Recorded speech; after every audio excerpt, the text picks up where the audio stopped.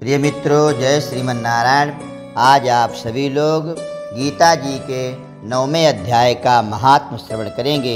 भगवान नारायण माता लक्ष्मी जी से जो कथा कहते हैं वही कथा आप सभी लोग श्रवण कीजिए।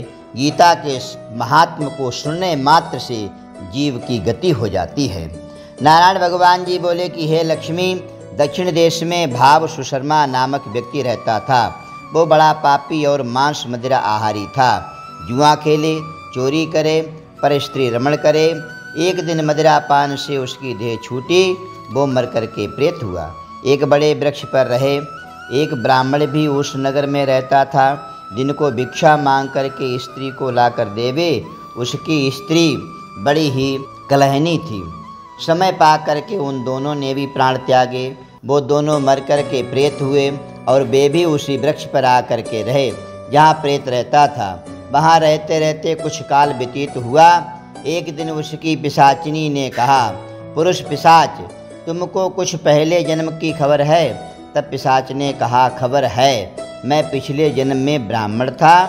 तब पिशाचिनी ने कहा, तूने पिछले जन्म में क्या साधना की थी जिससे तुझको पिछले जन्म की खबर है? तब उसने कहा, मैंने पिछले जन्म में एक ब्राह्मण से आध्यात्म कर्म सुना था। तब फिर पिशाचिनी ने कहा, तूने और कौन सी साधना की थी? वो ब्राह्मण कौन था और वो अध्यात्म कर्म कौन सा है जिसके सुनने से तुझे पिछले जन्म की खबर रही? पिशाच ने कहा, मैंने कोई पुण्य नहीं किया, केवल गीता जी का एक श्लोक श्रवण किया है। उसका प्रयोजन यह है कि एक समय अर्जुन ने भगवान श्री कृष्ण से 3 बातें पूछी थीं, जो गीता जी के 9वें अध्याय में लिखी हैं। वो 3 बातें पिशाचिनी ने पिशाच से श्रवण की। इन बातों के सुनते ही एक और प्रेत वृक्ष से निकला। उसने कहा, अरे पिशाचिनी, यह 3 बातें फिर से कहो जो अभी सुना रही थी। पिशाचिनी ने कहा, तू कौन है? मैं तुझे नहीं जानती। मैं अपने पति से पूछती हूँ, यह कर्म कौन सा था जिससे पिछले जन्म की खबर रही? इन बातों के सुनते ही 3 बातों को जब उस प्रेत को भी सुनाया, तो इन 3 बातों को सुनने मात्र से ही तीनों की देही छूट गई और तत्काल देवदेही पाई। स्वर्ग से विमान आए, उन पर चढ़ करके बैकुंठ को गए।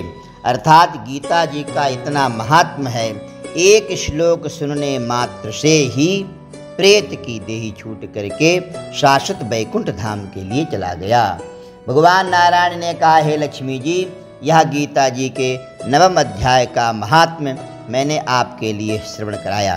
प्रिय बंधुओं, आप सभी लोग गीता जी का प्रतिदिन पाठ श्रवण करते हैं और हमारी कथाएं और भी हैं, जैसे सीता जी के नित्य नेम की कथा और भगवान के 24 अवतारों की कथा। रामायण, संपूर्ण रामायण 5 मिनट में आप सभी लोग कथाएं श्रवण कर सकते हैं। जय श्रीमन नारायण।